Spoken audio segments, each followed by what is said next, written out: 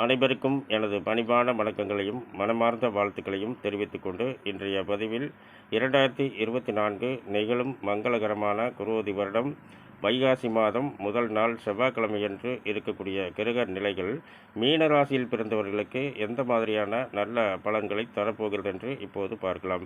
மீனராசியில் பிறந்தவர்களுக்கு பார்த்தீங்கன்னா உங்கள் ராசி அதிபதியும் 10ஆம் இடத்து அதிபதியும் குரு பகவான். இவர் பார்த்தீங்கன்னா 6ஆம் இடத்துக்கு அதிபதியாகிய சூரிய பகவானோடு இணைந்து சஞ்சாரம் பண்ணுறாங்க 3ஆம் இடத்துல. நீங்கள் எடுக்கும் முயற்சிகள் அத்தனையும் இந்த வைகாசி மாதத்தில் வெற்றியை மட்டுமே பார்ப்பீர்கள். அது மட்டும் இல்லாமல் இந்த இருவரும் இணைந்து 9ஆம் இடத்தை பார்க்குறாங்க.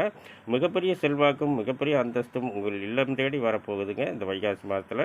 இதை அடுத்து பார்த்தீங்கன்னா 2ஆம் இடத்துக்கும் 9ஆம் இடத்துக்கும் அதிபதியாகிய நிலமகன் என்று சொல்லக்கூடிய செவ்வாய் பகவான் உங்கள் ராசியிலே சஞ்சாரம் பண்ணுறாங்க. எப்படின்னு கேட்டிங்கன்னா ராகு பகவானோடு இணைந்து சஞ்சாரம் பண்ணுறாங்க. இந்த இருவரும் பார்த்தீங்கன்னா 7ஆம் இடத்தை பார்க்குறாங்க. இந்த 7ஆம் இடத்துல ஏற்கனவே கேது பகவான் சஞ்சாரம் பண்ணுறாங்க. இந்த கேது பகவான் பார்த்தீங்கன்னா உங்கள் ராசியை பார்க்குறாரு. இந்த செவ்வாய் திசை இந்த வைகாசி மாதத்தில் உங்களுக்கு நடந்துன்னு வச்சுங்களேன், எத்தனையோ இடம் வாங்குவீங்க, வீடு கட்டுவீங்க, கிரகப்பிரவேசம் பண்ணுவீங்க, எத்தனையோ ஒரு வண்டி வாகனங்கள் கூட நீங்கள் வாங்குவீங்க இந்த வைகாசி மாதத்தில்.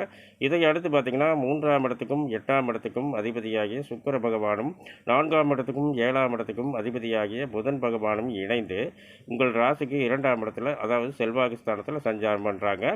இந்த சுக்கிர திசையோ புதன் திசையோ இப்பொழுது நடந்துன்னு வச்சுங்களேன், அதாவது எத்தனையோ இடங்கள் வாங்கலாம், எத்தனையோ வண்டி வாகனங்கள் வாங்கலாம். அது மட்டும் இல்லாமல் இந்த மீனராசியில் திருமண வயதில் இருக்கும் மீனராசியில் பிறந்தவர்கள் பார்த்தீங்கன்னா இதுவரை திருமணம் தாமதம் ஏற்பட்டு கொண்டிருந்தால் இந்த வைகாசி மாதத்தில் நல்ல வரன்கள் உங்கள் இல்லம் தேடி வரப்போகுதுங்க. நல்ல மன வாழ்க்கை அமையப் போகுதுங்க.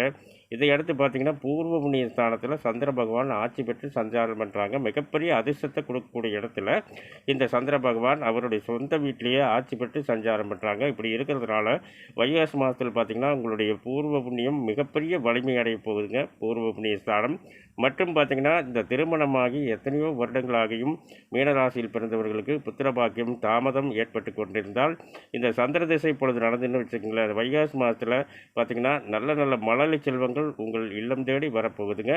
இதை அடுத்து பார்த்தீங்கன்னா 11ஆம் இடத்துக்கும் 12ஆம் இடத்துக்கும் அதிபதியாகிய ஆயுள்காரகன் தொழில்காரகன் என்று சொல்லக்கூடிய சனி பகவான் சுபவிரய ஸ்தானத்தில் சஞ்சாரம் பண்ணுறாங்க. அயன சயன ஸ்தானத்தில்.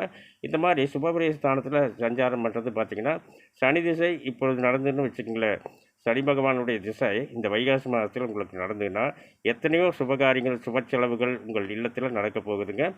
அதாவது இதுவரை எவ்வளவு நாள் பெண்டிங், அதாவது தள்ளி தள்ளி போய் கொண்டிருந்த சுபகாரியங்கள் எல்லாமே உங்களுக்கு கைகூடி வந்து அந்த உங்களுடைய சொந்த மனையில் பார்த்தீங்கன்னா நல்ல சுப நிகழ்ச்சிகள் நடத்துவீங்க.